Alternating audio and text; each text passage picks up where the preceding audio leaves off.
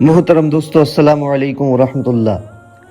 دوستو، جیسا کہ آپ نے نیوز کو سنا ہی ہوگا کہ وسیم رضوی نام کے خبیث نے سپریم کورٹ میں ایک یاچکا کو داخل کیا ہے، جس میں اس نے کہا کہ قرآن مقدس کے اندر سے 26 آیات کو نکال دیا جائے، ریموو کر دیا جائے۔ ان آیات کی بنا پر مسلمانوں کے بچے بگڑ رہے ہیں اور وہ راہ راست سے بھٹک رہے ہیں۔ لیکن دوستو، میں ایک بات کہنا چاہوں گا۔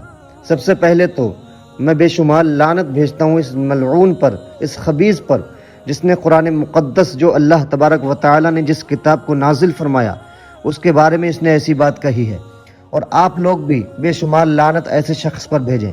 لیکن میں ایک بات آپ لوگوں سے یہ کہنا چاہتا ہوں کہ آپ لوگ گھبرانے کی ضرورت نہیں ہے، پریشان نہ ہو، کیونکہ قرآن مقدس وہ کتاب ہے جس کو اللہ تبارک و تعالی نے نازل فرمایا ہے، جو منزل من السماء کتاب ہے، جس کو آسمانوں سے نازل کیا گیا۔ تو اگر اس پر غور کریں تو یہ وہ کتاب ہے جس کو نازل فرمانے والا خود رب کائنات ہے، اور جس ذات پر، جس شخصیت پر، جس ذات پر نازل کیا گیا، وہ ذات رسول کونین صلی اللہ علیہ وسلم کی ذات ہے۔ تو دوستو، یہ وہ کتاب ہے، اگر ہم غور کریں تو پہاڑ اپنی جگہوں سے ہٹ سکتے ہیں، دریائیں اپنا راستہ بدل سکتی ہیں، کائنات ادھر سے ادھر ہو سکتی ہے، لیکن یہ وہ قرآن ہے جس میں ایک زیر زبر بھی ادھر سے ادھر نہیں ہو سکتا، ایک حرف بھی ادھر سے ادھر نہیں ہو سکتا، ایک آیت بھی ادھر سے ادھر نہیں ہو سکتی ہے۔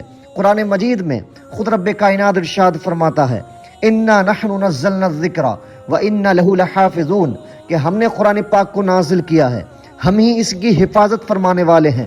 تو دوستو، جس کتاب کی حفاظت کی ذمہ داری خود رب کائنات نے لی ہو، جس کتاب کی حفاظت کی ذمہ داری خود رب ذوالجلال نے لی ہو، خود مالک کائنات نے لی ہو، خود خالق کائنات نے لی ہو، تو اس کتاب کے اوپر کوئی بھی کیسے انگلی اٹھا سکتا ہے؟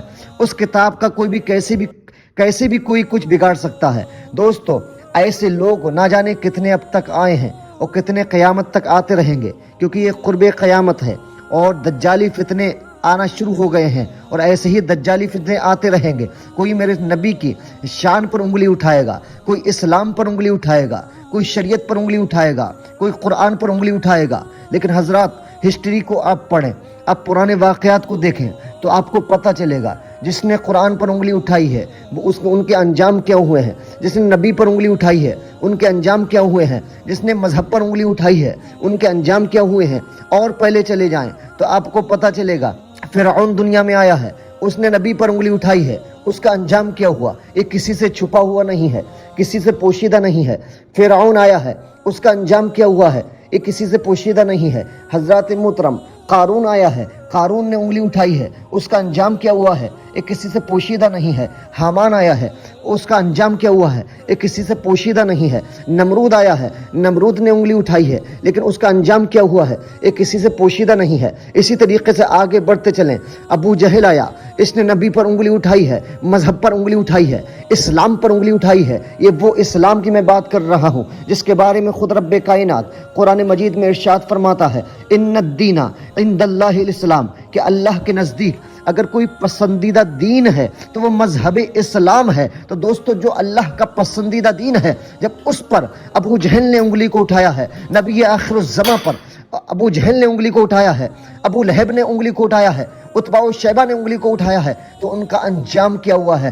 یہ کسی سے پوشیدہ نہیں ہے۔ تو ایسے دجالی فتنے پہلے بھی آ چکے ہیں، وہ قیامت تک آتے رہیں گے، لیکن ان کا انجام کیا ہوا ہے یہ ہم سب جانتے ہیں، یہ ہم میں سے کسی سے چھپا ہوا نہیں ہے۔ تو انشاءاللہ ہم امید کرتے ہیں اپنی رب کی رحمت سے کہ یہ وسیم رضوی، اس خبیث نے جو قرآن مقدس پر انگلی اٹھائی ہے، اس کا بھی وہی انجام ہوگا جو فرعون کا انجام ہوا تھا، اس کا بھی وہی انجام ہوگا جو نمرود کا انجام ہوا تھا، اس کا بھی وہی انجام ہوگا جو شداد کا انجام ہوا تھا، اس کا بھی وہی انجام ہوگا جو ان تمام خبثائے باطل کا انجام ہوا تھا، کیونکہ وہ قرآن ہے، رب کی مبارک کتاب ہے، جس کے بارے میں شاعر لکھتا ہے کہ ہے قول محمد قول خدا، فرمان نہ بدلا جائے گا، بدلے گا زمانہ لاکھ مگر قرآن نہ بدلا جائے گا۔ تو دوستو اس خبیر پر بے شمار لعنت بھیجیں، اور انشاءاللہ جس نے رب کے قرآن پر، رب کی کتاب پر انگلی اٹھائی ہو، جس نے چاہے نبی پر انگلی اٹھائی ہو، جس نے چاہے مذہب اسلام پر انگلی اٹھائی ہو،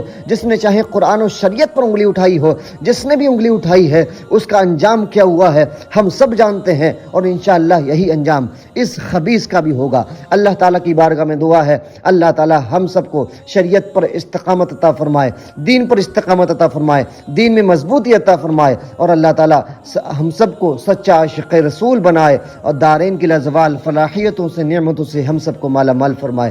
السلام علیکم ورحمۃ اللہ۔